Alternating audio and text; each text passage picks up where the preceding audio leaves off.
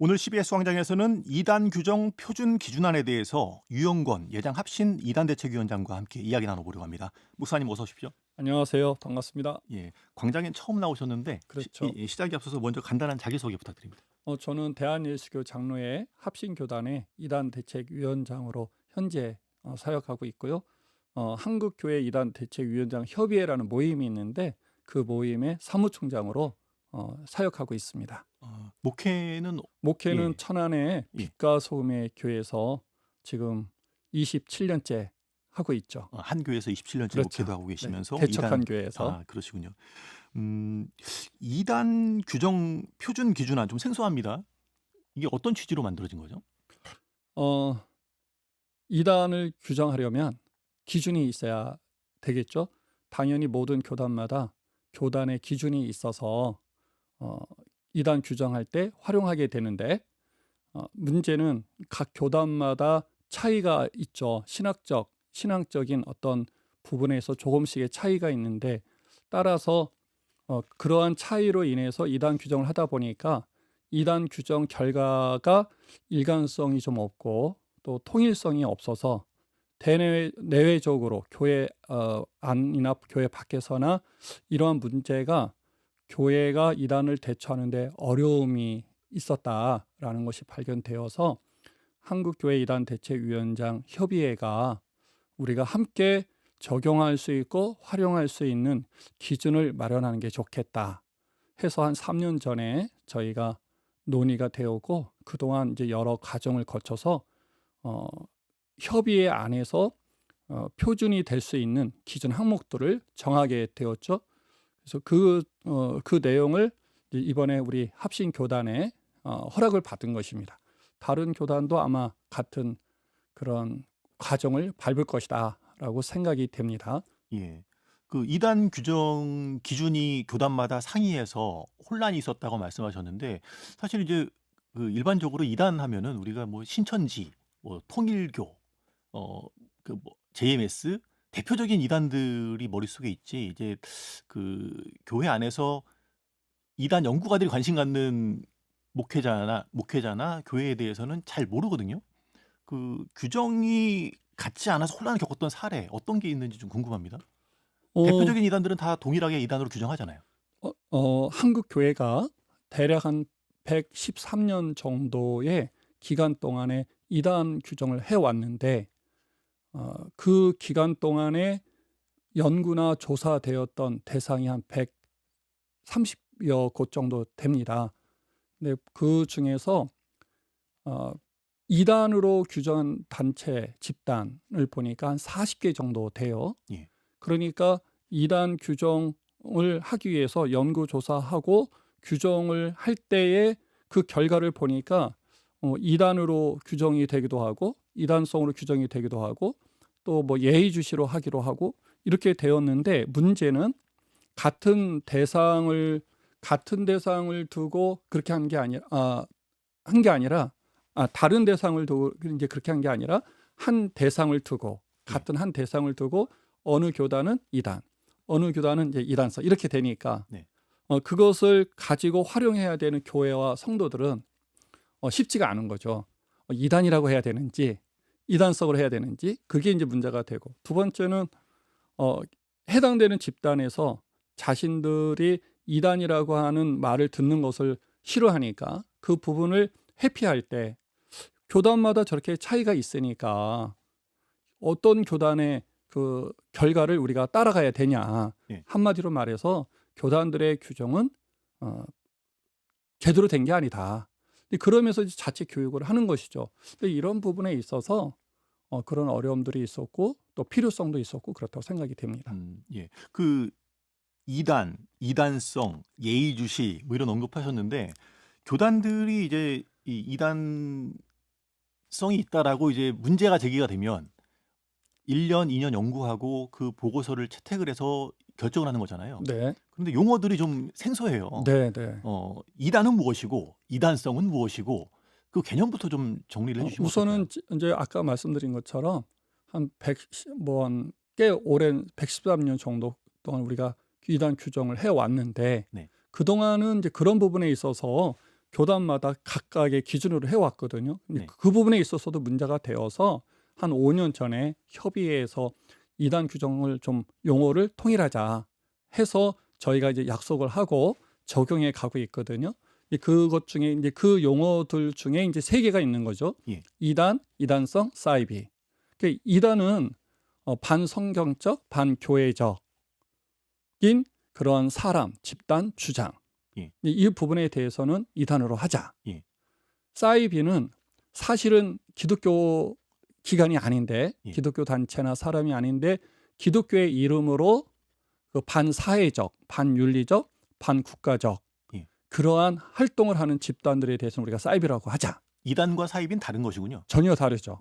그래서 예. 이단은 교회 안에 들어와 있는 중에서 이제 그 성경의 가르침이나 교훈이나 또 교회가 가지고 있는 교리에서 벗어난 그러한 대상을 이제 우리가 정할 때 이단이라고 하고, 사이비는 사실상 기독교 기관이라고 할 수 없는데 교회 이름을 가지고 마치 기독교의 교회인 것처럼 혹은 기독교인인 것처럼 혹은 목사인 것처럼 하면서 단지 교리나 성경의 가르침에서 벗어난 게 아니라 반사회적, 윤리적으로 심각한 사회적 무리를 일으킬 수 있는 그러한 행동들을 하는 그러한 대상을 가리켜서 우리가 이제 사이비다라고 좀 명확하게 구분하고 있죠. 예. 그 이제 이단성은 그동안은 이제 이단성을 설명할 때 정도의 차이를 갖고 저희가 했어요. 그러니까 심각하면 이단, 예. 좀 덜 심각하면 이단성, 그보다 못하면 예의주시 뭐 이런 식으로 했는데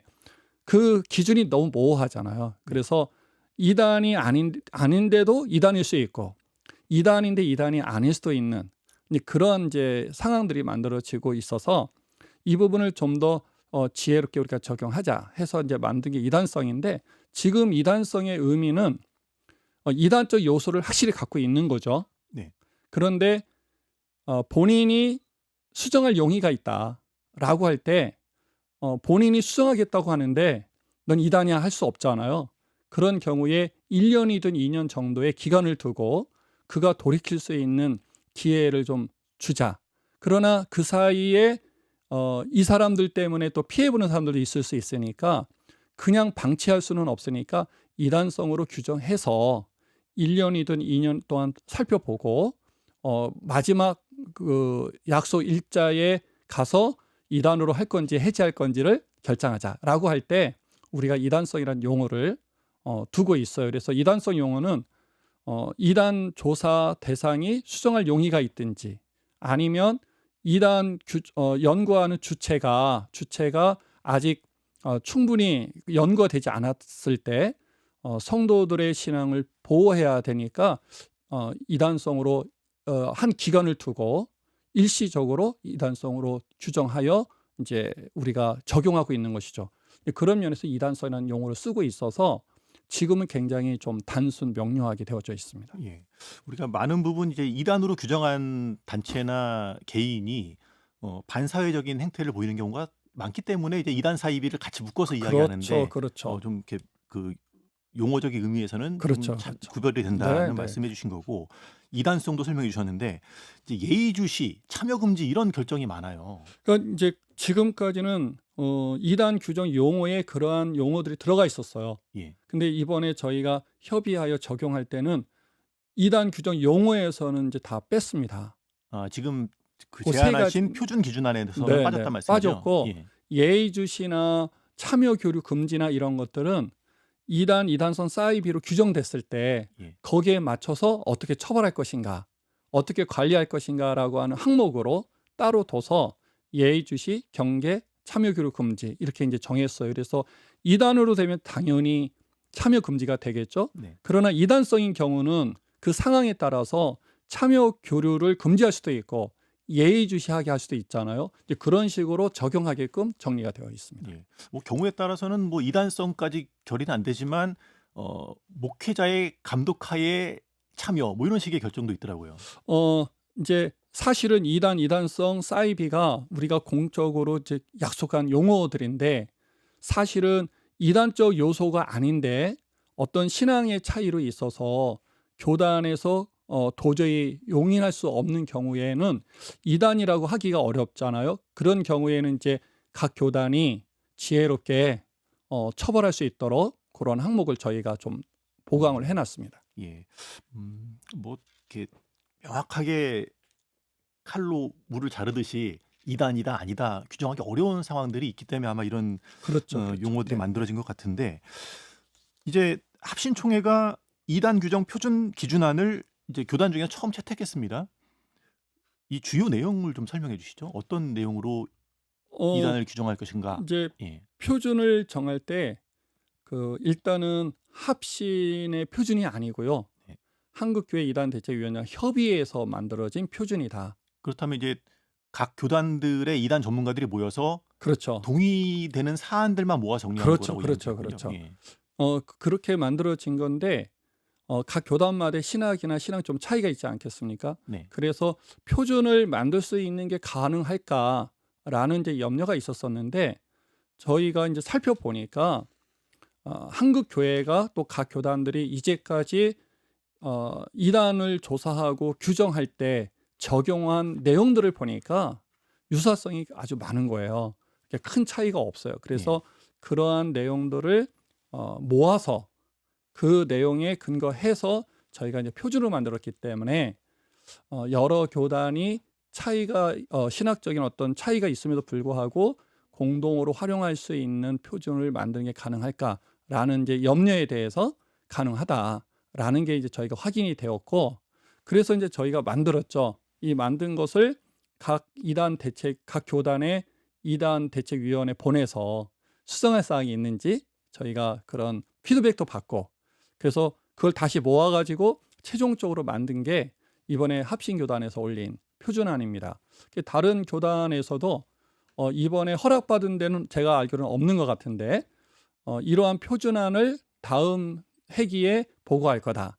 이렇게는 이제 여러 교단에서 올린 것으로 제가 알고 있습니다. 예. 내용을 보니까 이제 조직 신학 체계별로 항목들을 구분해서 정리를 했더라고요. 네. 구원론, 인간론, 기독론, 성경론, 종말론. 네, 네. 예. 각 항목이 이 담고 있는 의미를 좀 설명해 주시겠어요? 우선은 조직신학 강론이라고 하는 것이 네. 성경의 가르침을 주제별로 정리 요약해 놓은 것이거든요.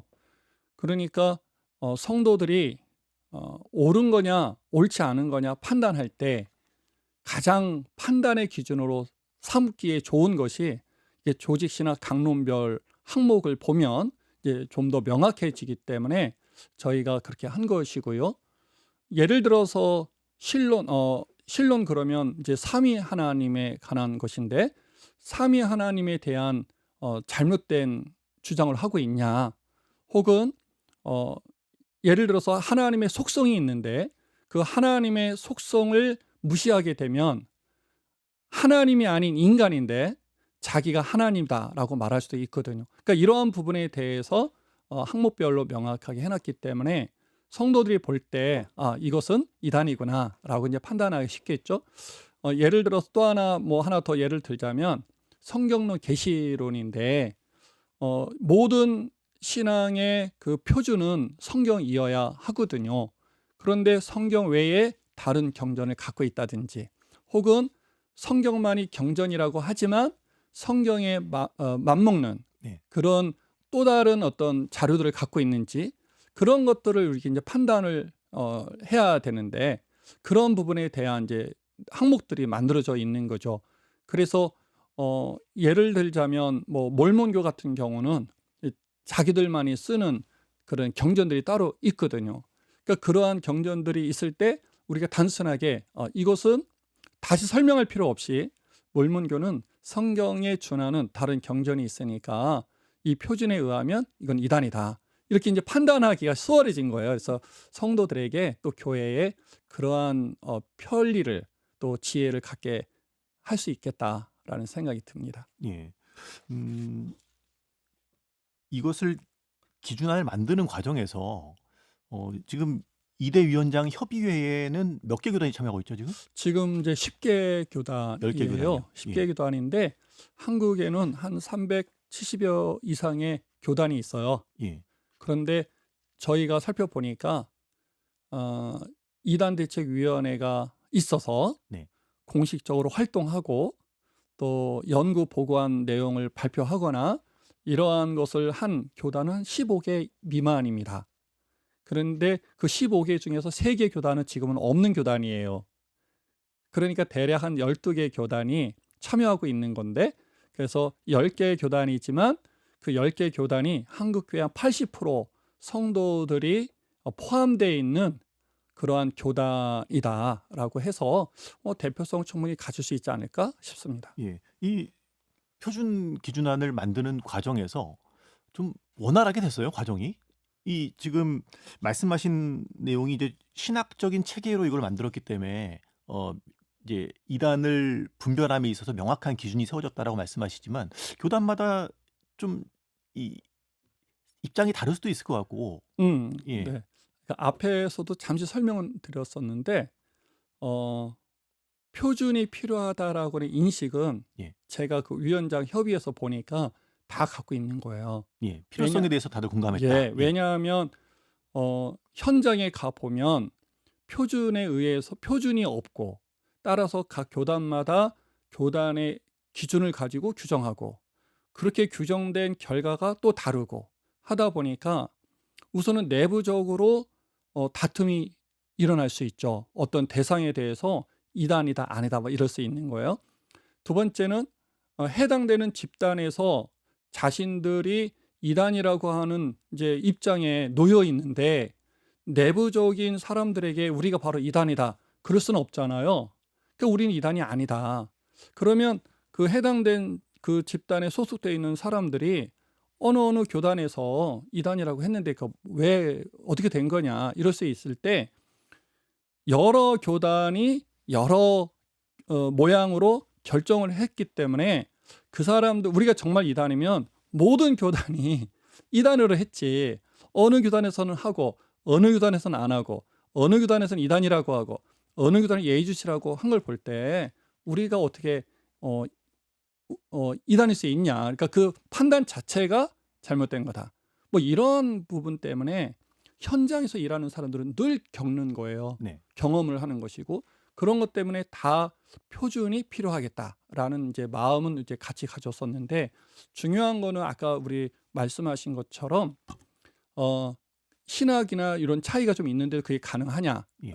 부분이었는데, 그 부분을 저희가 염려하면서 살펴보니 염려할 게 별로 없겠다. 왜냐하면 어느 교단의 신학을 가지고 와서 표준을 삼은 게 아니라 네. 한국 교회 전체가 지금까지 이단을 규정해 올 때 그 적용했던 내용들을 살펴보니까 차이가 없는 거예요. 그래서 그 적용했던 내용들을 모아 보니까 우리 기독교가 가지고 있는 신앙 고백서 위에 대체로 거의 이렇게 이제 맞는 거죠. 그런 것 때문에 논의는 좀 있었지만 예. 크게 충돌은 없었습니다. 그 신학적 기준만으로 일치된 그 이단 기준안이 만들어졌다고 볼 수 있는 건가요? 과거에 이단 규정을 방금 전에 예. 방금 전에 말씀드린 것처럼 예. 두 가지를 말씀을 드렸는데, 예. 그렇게 이제 모아 보니까 예. 한국 교회가 이제까지 적용한 내용을 가지고 와서 우리가 만들었다 이렇게 끝나는 게 아니라, 예. 그래서 내용을 모아 보니까 기독교가 가지고 있는 그 좋은 신앙의 유산들이 있거든요. 신앙 고백서들이, 네. 표준 문서들, 예. 그런 표준 문서들하고 비교해 볼 때 그 안에 다 있다, 이렇게 이제 판단이 된 것이죠. 그러니까 신학적으로도 문제가 없다. 그런데 한 가지 예를 들자면, 이제 기독교 장로교 같은 경우는 예정론이 있잖아요. 네. 근데 다른 교파에서는 그게 아닐 수도 있단 말. 근데 그런 부분은 이 살펴보니까 이단 연구하고 또 다툼하고 뭐 이렇게 다루고 하는 그 환경에서는 다뤄진 적이 없어요. 그러니까 그런 부분들이 이제 충돌의 배경은 안 됐습니다. 예. 그렇다면 이제 신학적 매뉴얼이 이제 만들어진 거예요. 표준 기준안이 갖는 의미, 또 그 기존과 다르게 이제 기준안이 만들어지면 어떤 변화들이 있을 것으로 예상하시는지 좀 말씀해 주시죠. 우선은 각 교단이 이단을 규정할 때 이게 절대 기준은 아니거든요. 네. 활용이 될 건데, 일단은 우리 손에 예를 들면 어느 대상을 이단으로 할 것이냐 안 할 것이냐라고 고민을 할 때 기준을 제시를 해요. 기준을 제시하면 그 기준이 또 옳은 기준이냐 옳지 않은 기준이냐 또 다퉈야 되는 것이죠. 그러니까 이러한 이제 비용을 우리가 줄일 수 있게 된 거죠. 이러한 항목들이 이제 있으면 이것은 이단에 해당한 거다. 그러면 이제 단순 비교만 하면 되니까 이제 그렇게 해서 이단을 규정할 때 들어가는 그 비용을 우리가 상당히 줄일 수가 있다. 그게 이제 중요하고요. 또 하나는 교회 안에서의 이단 규정에 대한 신뢰도가 굉장히 높아질 것이다.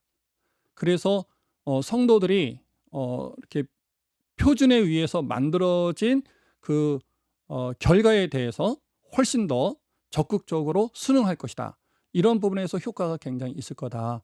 그리고 교회 바깥에서 이단 집단들이 자신들이 이단이 아니라고 하는 홍보나 교육에서 이 통일되지 못한 그 규정 때문에 이제까지 해왔던 그런 자태들이 좀 많이 줄어들지 않을까 이런 생각이 들고, 제가 볼 때 굉장히 중요한 효과가 이제 두 가지가 있는데, 하나는 교회 목사님들이십니다. 예. 그러니까 교회 목사님들이 뭐 책으로 갖고 있으면 그 책을 다시 연구해야 되잖아요. 근데 이거는 단순하게 항목별로 되어져 있기 때문에 그것을 손에 쥐고 있으면 쉽게 자신의 그 어떤 주변에서의 이야기들이 이단적이냐 아니냐 이게 판별이 가능하고, 또 그러다 보니 더 쉽게 분별해서 또 교인들을 양육할 수 있겠다 이런 생각이 들고요. 더 중요한 게 하나 있는데, 성도들에게 이 표준안이 손에 쥐어지는 겁니다.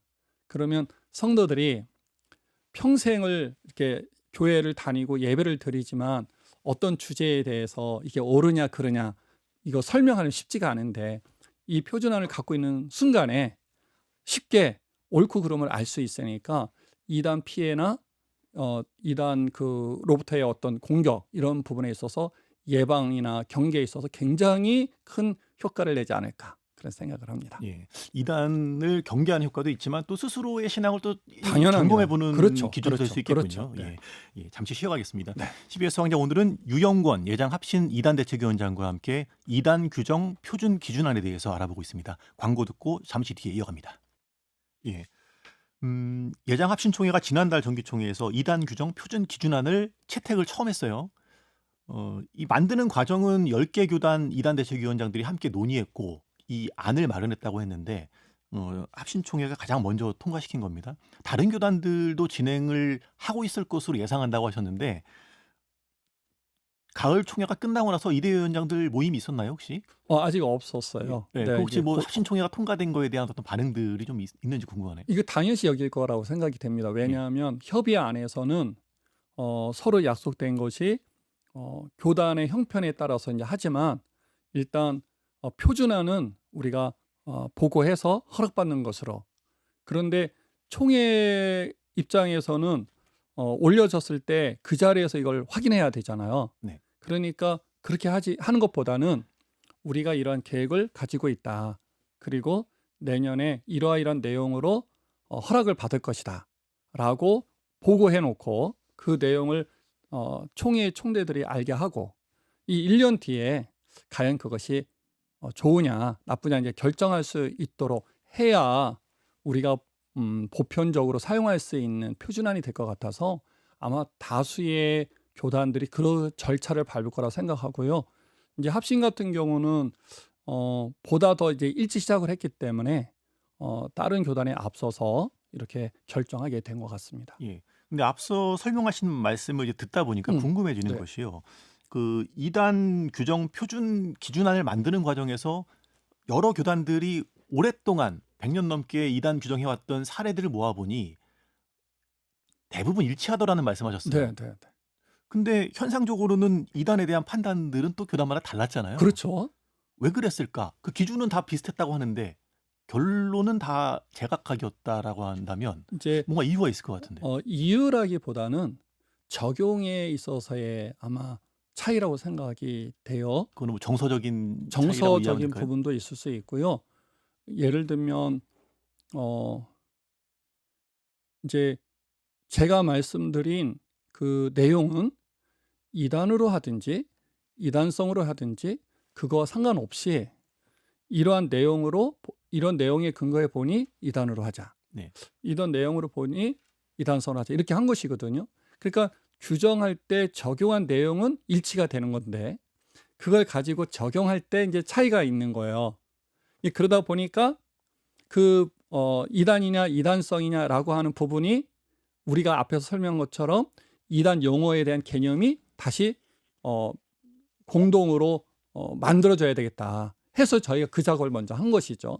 그러다 보니 이제 앞으로는 지금까지는 그런 부분이 있었었는데 앞으로는 그런 게 훨씬 더 줄어들지 않을까라고 생각이 되고요. 예를 들면 어떤 집단이 있는데 그 집단이 이단으로 이렇게 누구나 다 부정할 수 없는 이단 집단이면 네. 거기는 이견이 없겠죠. 그런데 이단으로 규정되기 전에 이렇게 접촉이 된 예. 교회들도 있을 수 있잖아요. 예. 그러한 교회들은 이단인 줄 알고 접근하는 게 아니라 이단이 아니기 때문에 접촉이 됐는데 나중에 보니까 이단으로 규정이 되는 거예요. 그런 과정에서 이제 이러한 분들은 쉽게 이단으로 규정하는 걸 동의할 수가 없잖아요. 그러한 정서 속에서 이제 적절한 어떤 뭐 더하기 빼기가 있을 수 있고 그러한 결과가 아닐까 이런 이제 판단을 해봅니다. 그 정리하자면 이 각 교단마다 이단을 규정하는 그 기준은 비슷하고 명확한데 이것이 공통된 어떤 문서화된 기준이 없다 보니 각 교단마다 이해관계에 따라서 경우에 따라서는 이단성, 뭐 예의주시 제각각 어떤 판단을 해왔다는 말씀으로 들려요. 교단마다의 어떤 그 명확한 기준이 없는 건 아니고 예. 명확한 기준은 다 갖고 있다고 봐요. 예. 그게 이제 표준 문서이거든요. 네. 저희 같은 경우는 웨스트민스터 신앙 고백서, 하이델베르그 이러한 신앙 고백서 표준 문서여서 예. 저희들이 연구할 때 그렇게 해요. 아마 교단마다 그런 표준 문서들이 있거든요. 그런데 그런 표준 문서들이 이단을 규정하기 위해서 만들어진 게 아니라 신앙 교육을 해서 만들어진 거다 보니 예. 실제 현장에서 이단 규정을 또다시 연구가 돼야 되는 거예요. 그러니까 그러다 보니까 지금 우리가 표준 문서를 만들어서 표준 기준을 만들어서 하려고 하는 것보다는 훨씬 더 다양한 결과들이 이제 만들어질 수밖에 없어서 환경적 요인이다 이런 생각을 좀 해봅니다. 그런데 예. 그런 것이 이제 아쉬움이 있어서 이제 이러한 이제 절차를 저희가 밟게 된 것이죠. 예. 좀 다른 얘기를 해볼게요. 이제 지난달 정기총회에서 예장합친총회는 그 이단 규정 표준 기준안도 마련했지만 또 이단 규정안 내용을 보니 제7일 안식교를 이단으로 규정했더라고요. 이단으로 산정한 근거 좀 말씀해 주실 수 있을까요? 우선은 이제 제7일 그 안식일 재림교회는 안식교회는 한국의 대부분의 교단으로부터 이단으로 이제 규정이 됐죠. 그런데 제가 살펴보니까 1996년 정도에 예. 안식교가 이단이냐, 안식교가 이단이 아니다 이러한 이제 주장들이 안식교에서도 있었고 그 안식교의 주장에 반응하는 정통교회 뭐 일부이겠지만 그러한 이제 일들이 있었어요. 그리고 현재에도 안식교를 이단으로 규정한 교단들에게 이제 안식교에서 우리가 이단이 아니다. 왜 이단으로 했냐. 이런 이제 항의적인 서신들이 또 오고 갔거든요. 그런 면에서 안식교가 이단인 건 확실한데 이러한 논란이 이제 계속되고 있으니까 이제 합신교단 같은 경우는 다시 한번 연구해 보자. 그게 이제 배경이었고요. 재확인했다라는 그렇죠. 의미군요. 네.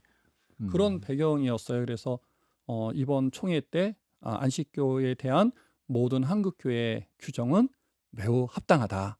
그렇게 저희가 결정을 한 거죠.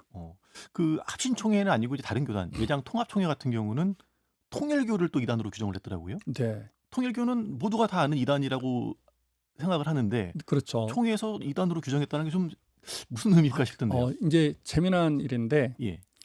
어느 교단에서 이단으로 규정을 했을 때 그 규정된 대상이 누구나 다 부인할 수 없는 이단이다라고 할 경우에 네. 사실은 교단마다 표준에 근거해서 이단이야 하고 해야 되거든요.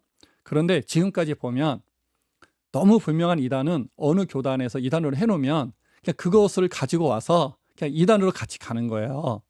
아, 예. 그런 게 이제 교단마다 있었어요. 네. 그래서 이번에 저희가 협의해서 시도하는 또 하나 프로젝트가 있는데 그게 뭐냐면 우리 협의 안에 있는 교단이 이의가 없는 대상에 대해서는 이단으로 규정함에 있어서 이의가 없는 대상에 대해서는 공동보고서를 만들어서 교단이 전체가 같이 결정하자, 규정하자. 이 프로젝트 하나 올라가 있거든요.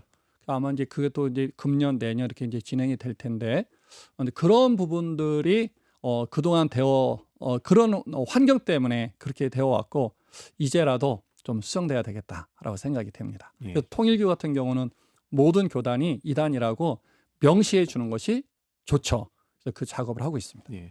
아마 이제 이전까지는 사이비로 규정되어 있던 것을 이제 이단까지 덧붙여서 규정한 것으로 봤는데요. 그 밖에 해마다 교단 가을 정기총회가 되면은 이제 이 여러 사안들이 있지만 이단을 규정하는 사안에 대해서 관심들이 많더라고요. 그렇죠. 예. 이번 가을 정기총회에선 우리가 주목해야 봐야 될 만한 어떤 그 결의들이 있었을까요? 우선은 저희 교단 같은 경우에는 이제 신사도 예. 운동가에 대한 신사도 운동에 대한 신사도 운동에 대한 규정은 이미 돼 있습니다. 예. 돼 있는데 여전히 그 신사도 운동을 하는 교회들이 주변에 많이 있고 그들에 의한 피해가 또 적지 않아서 이제 조사 의뢰가 이제 들어와 있는 곳들이 있는데 그 신사도와 관련한 그런 부분들이 다뤄지고 있다. 네, 그런 말씀 드리고 싶고 신사도 운동은 어떤 거죠? 신사도 간략하게 좀 말씀해 네, 주시죠. 신사도 운동은 우리가 소위 아는 12사도가 있죠. 예. 그 12사도에게는 이제 하나님께서 하나님의 교회를 이름에 있어서 특별한 사역을 준 것이죠. 그래서 우리는 임시직이라고 해요. 예. 그러니까 일시적으로 있다가 없는 직분. 예. 그런데 신사도는 아니다. 교회에는 사도가 항상 있어야 된다. 근데 그동안 12사도가 끝난 뒤에는 교회에 사도가 없었다. 하나님이 이 시대에 새롭게 사도를 주셨다. 우리가 바로 사도이다. 이런 주장을 하는 사람들이 이제 신사도들이라고 말하는 것이죠. 그러면 이제 그 사람들의 나타나는 특성은 뭐냐면 사도들에게서 나타났던 특성들이 그들에게 그대로 나타나야 된다는 거죠. 본인들이 기준이 되겠군요. 그렇죠. 뭐 예언도 해야 되고 예. 또 말씀 직통 계시도 받고 뭐 이런 등등. 그래서 지금 뭐 우리 주변에 그 잘못된 그런 운동을 하는 사람들이 적지 않습니다. 네. 혹시 뭐 박혁이라는 사람 아시는지 모르겠어요. 유명 유튜브 상에 그렇죠. 예, 많이 알려져 있는 분이죠. 아주 제가 볼 때는 신사도 운동가 중에서도 사이비라고 할 수 있지 않을까. 뭐 그런 이제 운동하는 사람들이 하여튼 주변에 많이 있어서 그분에 대해서는 교단 차원에서 결의된 바는 없는 아직 걸로 없어요. 알고 있는데요. 보니까. 예. 그러니까 아마 허니가 아직 안 올라와서일 거라고 생각이 되고 그 다음에 중요한 것 중에 하나가 킹 제임스 바이블과 관련된 건데요. 킹 제임스 바이블은 굉장히 좋은 성경, 하나님이 주신 성경 중에 한 성경이라고 확신합니다. 하나의 번역본이죠. 그렇죠, 예. 그렇죠. 그런데 킹 제임스 바이블 올리즘이라고 오직 킹 제임스 바이블만이 하나님이 영감으로 보존해 주신 책이다, 성경이다 이렇게 주장하는 사람들이 있어요.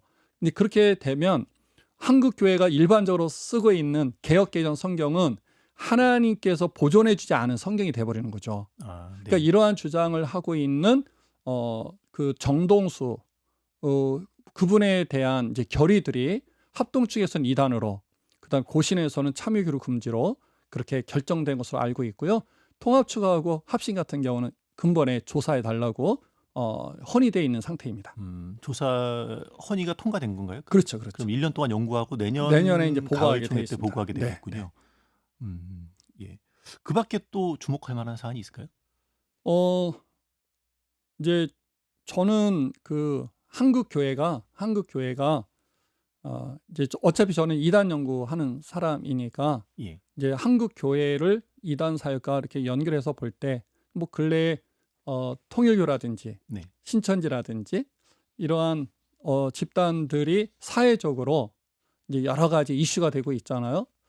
그런 부분 보면서 좀 한국 교회가 이단 대처를 좀 더 강하게 또 바르게 또 선명하게 하면 할수록 그런 사회적 무리를 일으키는 이단들이 좀 줄어들지 않을까, 네, 그런 생각이 들어서 아쉬움과 함께 소망을 갖고 있습니다. 예.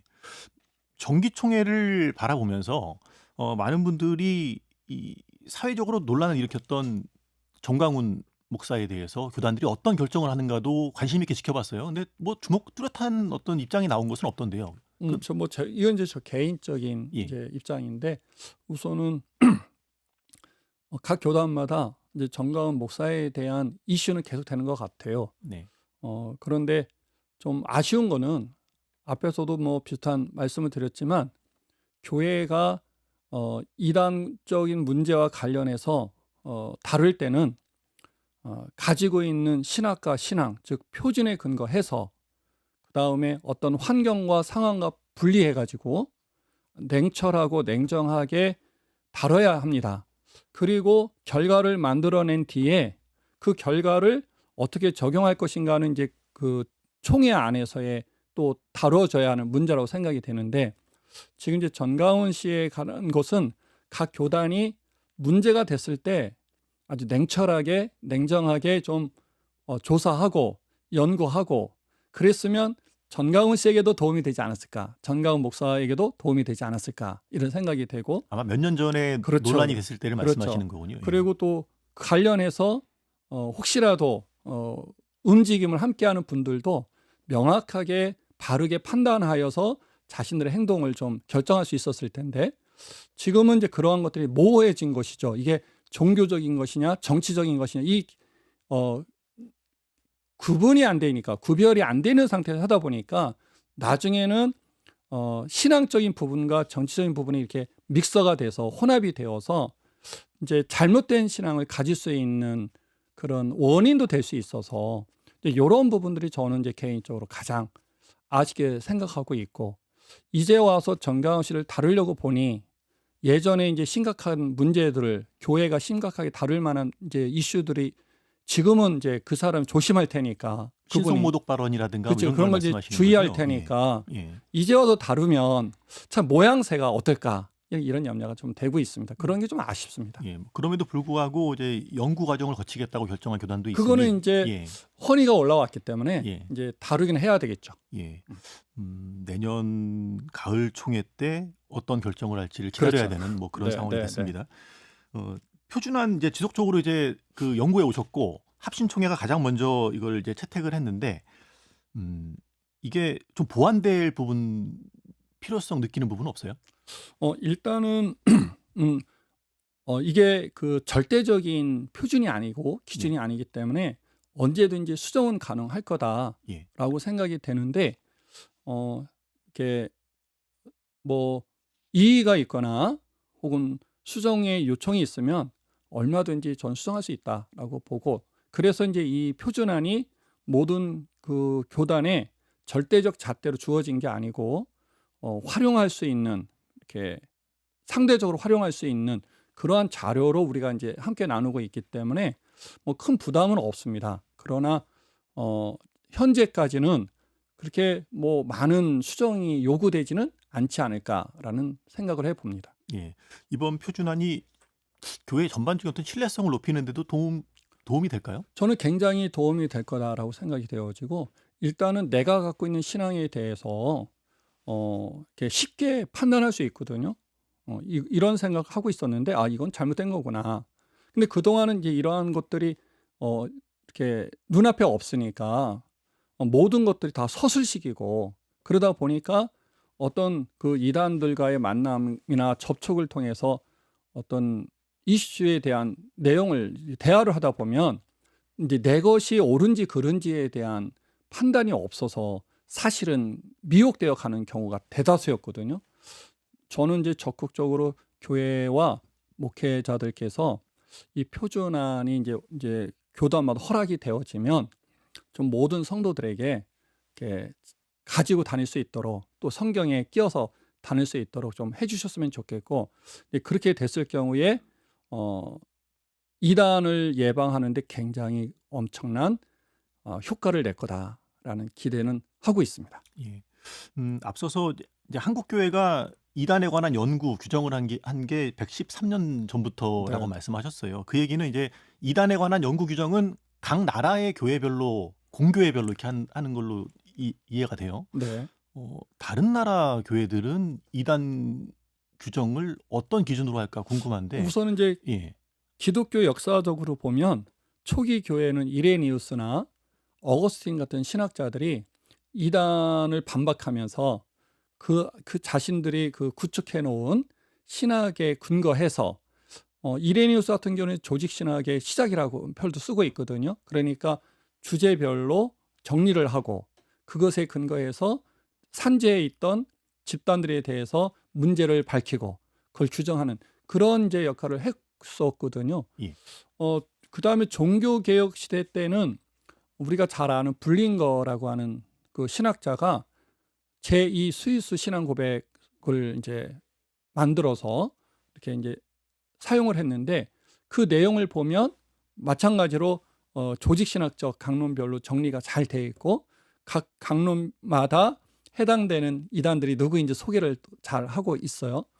또 한 사람을 소개한다면 데이비드 딕슨이라고 하는 사람인데 이 사람도 17세기 초에 이제 신학자인데 이분 같은 경우는 웨스트민스터 신앙 고백에서 해설을 썼거든요. 네. 그 웨스트민스터 신앙 고백에서 해설을 쓰면서 역시 각 강론별로 주제별로 해당되는 당시에 기독교에 있었던 이단들을 너무 잘 소개를 하고 있어요. 그러니까 그러한 표준들이 있으면 교회가 받아들일 것인지 아닐 것인지를 판단하기가 너무 쉬우니까 주변에 있는 문제 집단들을 그렇게 소개할 수 있었다라고 생각이 되어지고 지금 현재의 외국의 현상은 이단을 이렇게 공식적으로 규정하는 그런 입장이 안 되고 있어요. 왜 그러죠? 그거는 이제 사회적 뭐 여러 가지 예. 분위기 때문인데 제가 뭐 요 개인적으로는 차별금지법 같은 거 염려 많이 하고 있거든요. 차별금지법 하면 그게 신앙적이든 종교적인 여러 가지에 대해서 뭐 성 정체성이라든지 등등에 대해서 이제 차별하는 어떤 행위를 할 수가 없잖아요. 근데 아마 이단 규정도 그러한 활동의 하나로 이렇게 되어져 있어서인지 모르지만 외국에서는 이단 규정하는 게 쉽지가 않다. 미국에서도 보면 각 교단별로 이렇게 이단에 대한 연구나 또 발표는 있지만 이렇게 이러한 부분이 없어요. 그래서 이제 한국 같은 경우는 현재까지는 각 교회마다 이단에 대해서 주의하여 다루고 있고 또 이단에 대해서는 공히 같이 대처해야 된다라는 마음들이 있기 때문에 이런 결과가 이제 만들어지지 않았나 싶고요. 이것 이제 한 가지 또 재미난 사실은 지금 K 열풍이 많이 불잖아요. 예. 그러니까 외국에 가서 한글을 가르친다든지 뭐 K-팝을 가르친다든지 태권도를 가르친다라고 할 때 외국 사람들이 많이 이렇게 몰려들거든요. 근데 이것을 제일 잘할 수 있는 집단이 어디냐면 이단이에요. 왜냐하면 그 돈이 있고 그리고 보내서 이 역할을 할 수 있는 인원들이 충분히 확보되어 있기 때문에 가갖고 무료 학원 하나만 만들어 놓으면 얼마든지 많은 외국인들을 이렇게 이제 끌어모을 수 있죠. 근데 실제적으로 이런 일들이 곳곳에서 일어나고 있어요. 그런데 이제 이것을 막을 방법이 없는 거죠. 오히려 이제 저희들한테 연락이 와서 어떻게 대처해야 되는지, 한국에서는 어떻게 이 사람들을 판단했는지 그러한 이제 기준들을 요구하고 있고 해서 이번에 이런 표준안이나 이런 것들이 외국의 실제 형편을 고려할 때 우리 한국에만 유익한 게 아니라 외국에도 유익을 끼칠 수 있지 않을까 하는 소망도 갖고 그렇게 되었으면 좋겠다라는 바람을 갖습니다. 예. 한국의 이단이 세계 여러 나라에 지금 퍼지고 있다는 기사들도 많이 접하고 하는데 그런 차원에서 이단 규정을 명확히 하는 것이 더 필요하다는 생각을 해보게 네, 되네요. 네. 그 마지막으로요. 이번 결정 이 과정 또 이제 앞으로 또 다른 교단들도 이 결의를 해나갈 텐데 이 사안을 바라보는 한국교회 성도들에게 당부하고 싶은 말씀 또 전하고 싶은 말씀 있으시면 끝으로 한 말씀 해주시죠. 우선은 이단의 피해가 없으려면 이단이다 아니다가 명확해야 되는 것이죠. 그러니까 이단이다 아니다를 명확히 해줄 수 있는 곳이 교단입니다. 그러니까 교단에서 이단을 조사하고 연구하고 규정할 때 좀 힘을 다해서 강력하게 해야 된다. 근데 이것은 이단을 규정하여 문제의 집단이나 사람을 잡는 게 목적이 아니고 우리 성도들 보호하고 보존하는 게 목적이거든요. 또 하나는 그 대상들도 교단이 명확하고 어떤 분명한 자세를 보일 때 해당 집단도 우리가 끝까지 고집을 할 건지 아닐 건지 이렇게 결정할 수 있는 이제 기회를 제공하는 거예요. 그런 면에서 저는 한국 교회가 좀 이단 규정을 할 때 바른 기준에 근거해서 정확하게 그리고 빠르게 하면 좋겠다 싶어서 우리 한국교회 모든 성도들이 각 교단에서 이 역할을 하고 있는 이단 대책위원들을 위해서 기도를 좀 많이 해 주셨으면 좋겠다라는 바람 하나 하고 이단에 빠지면 인생을 망가뜨리는 것이거든요. 그러니까 모든 한국 국민들 또 우리 성도들이 절대 이단에 빠지지 않았으면 좋겠는데 이단에 빠지고 싶어서 가는 사람은 없을 거예요. 그러니까 이단에 빠지지 않아야 되는데 빠지는 거니까 그것을 위해서 저희가 이번에 이런 기준안을 마련한 것이니까 이 기준안을 좀 존중히 여기면서 이단 대처할 때 잘 활용하셨으면 좋겠다라는 바람을 해봅니다. 예. 한국교회의 대표적인 10개 교단의 이단 대책위원장들이 모여서 이단 규정 표준 기준안을 만들었고 합신총회가 처음 통과시켰다는 말씀 들었는데 앞으로 다른 교단들이 이걸 어떻게 또 받아들이는지 좀 관심 갖고 지켜보겠습니다. 네, 네. 예, 목사님 오늘 말씀 감사합니다. 감사합니다.